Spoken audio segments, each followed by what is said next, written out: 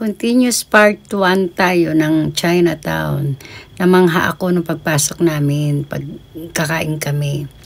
Yan ang unang nakapansin sa akin, ang turtle. Pinicturan ko siya. Ang laki, di ba? Ang cute lang niya. At eto na, sa dinami-dami ng aming inikutan. Diyan kami nauwi sa kangkungan. Yan ang aming in-order, kangkong. Ang paborito ni Inday. Ang ginisa. Sarap niyan, malutong-lutong. At eto naman ang fried rice. At ang hindi mawawala, syempre, ang gyoza. Oh, sa ongpin. Nasa ongpin tayo, mga kababayan ko. Maganda kasi ang ilaw sa gabi. Kuchi dyan na yun. Ha? Doko? Kuchi? Butaman. O, ayan, sa mga buta. Ayan, basahin nyo, butaman. Ibig sabihin, baboy na siopaw. Ay, mga buta, like me. Marami na ang mga tao sa gabi. O, dali-dalian nyo. Huwag kayo magkantuhan dyan. Pakatuktukan ko kayo isa-isa.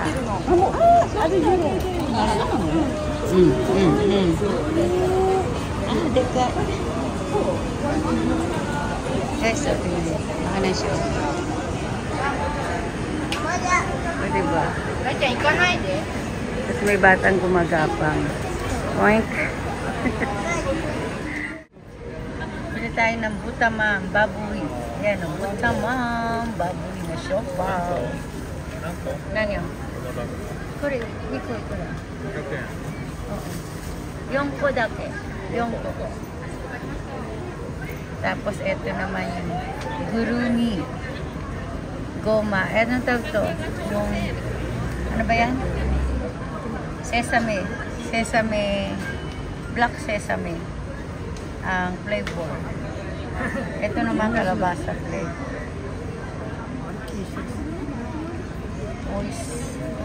Oyster mom.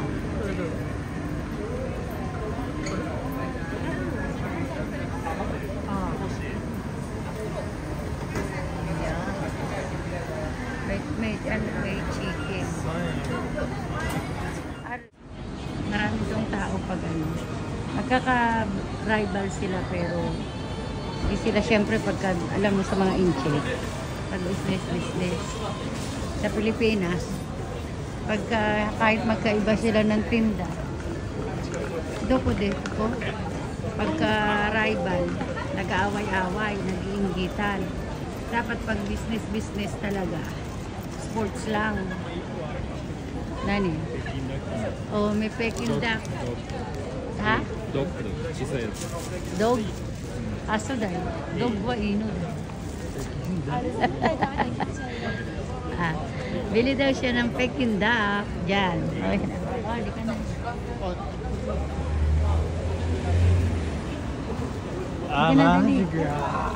Bibili daw siya ng Peking duck. Yung ano lang. Yung kaunti lang. Yun. Ewan ko ba kung kumakain ako niyan. Sinday. Lechon nga pag nagkat ako guys, naputol. Sabi ko lechon nga, pag balat lang kinain ko, ayaw ko na. Kasi may sounds Kaya imbierna na naman talaga ako. Ayan yung sa Vietnam. Vietnam na pagkain. Kaya, ayan na. Ayan yung Peking duck guys. Kasi ayan bibi ba yan? Pato. Ewan ko ba, basta chicken lang ang basta bang ayan sila Peking duck.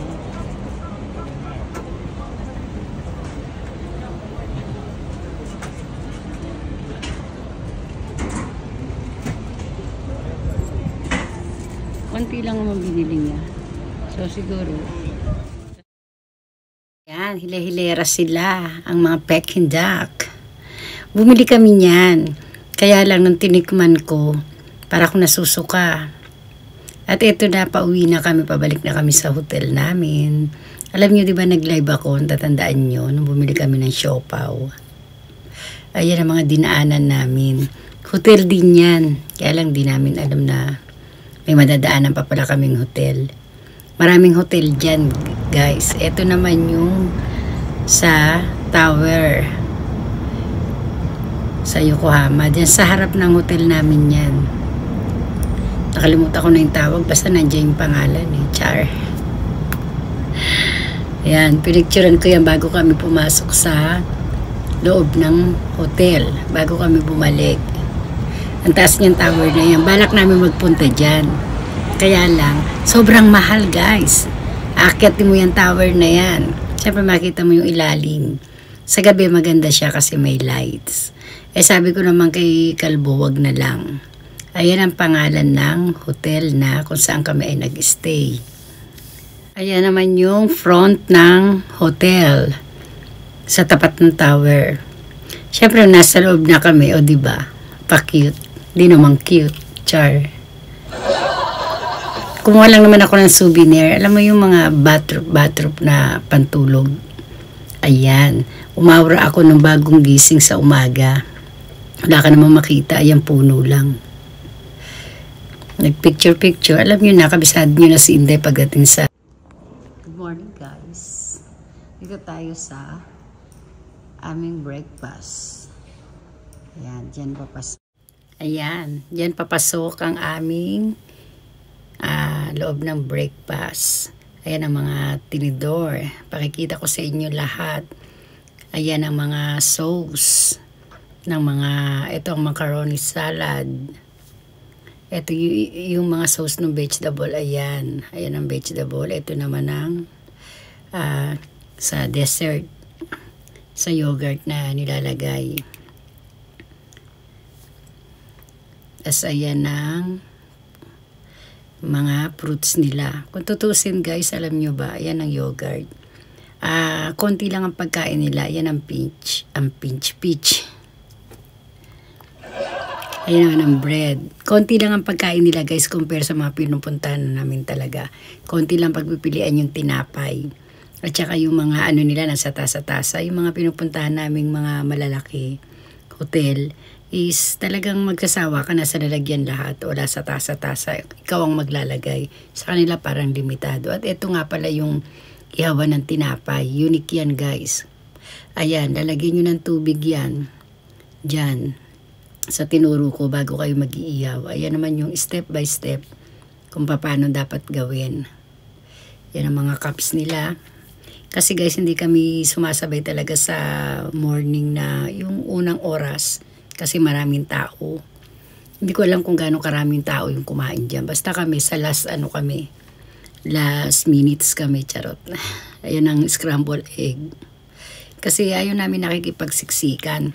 Makakakain ka rin naman. Alam mo namang mga Hapon. Pag dyan, nagsasabay-sabay. Ayun naman ang bacon at saka ang sausage.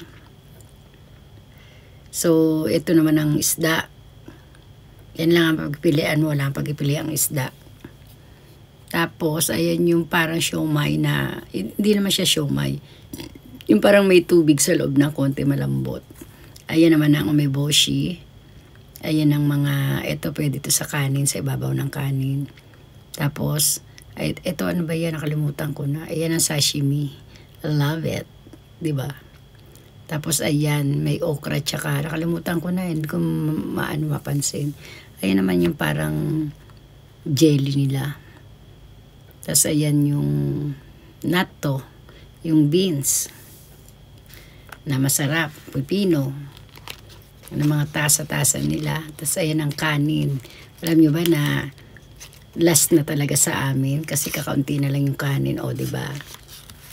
O, tapos ayan ang pansahog sa lugaw. Meron silang lugaw pero hindi ako kumain. Ang kinain ko ay tinapay at saka konting rice. O diba? Tapos ayan naman ang onion soup. Ayan ang, yun nga, mga pansahog sa ano, pwede sa udon. Meron diyang ano yun, no, yung itlog na itim, mabaho. Century egg.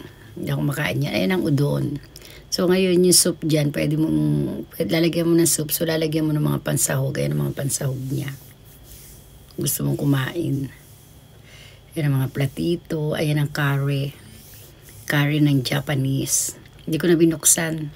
Basta curry nakalagay. So, ayan yung kabuuan. Alam nyo ba habang kumakain kami, ayan.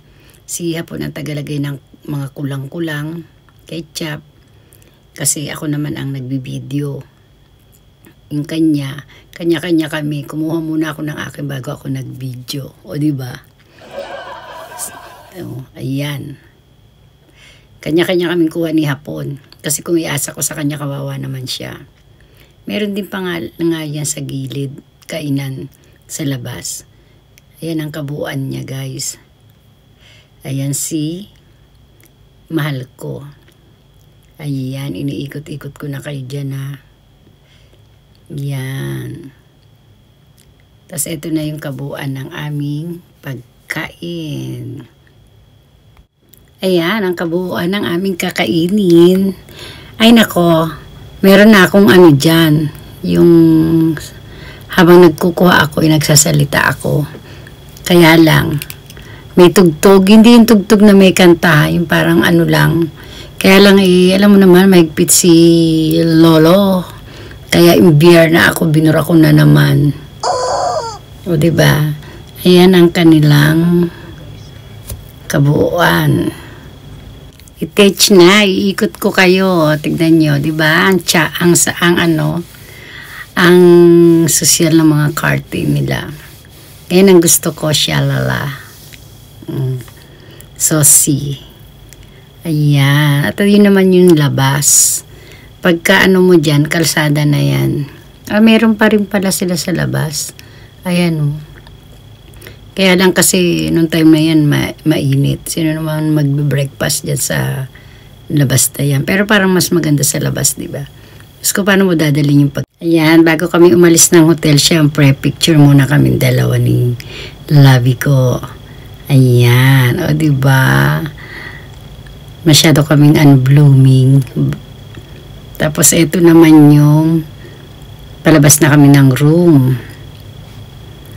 Lagi kami may ganyan. Paglalabas kami ng room, may mga picture talaga kami para makikita mo yung pinaka-corridor.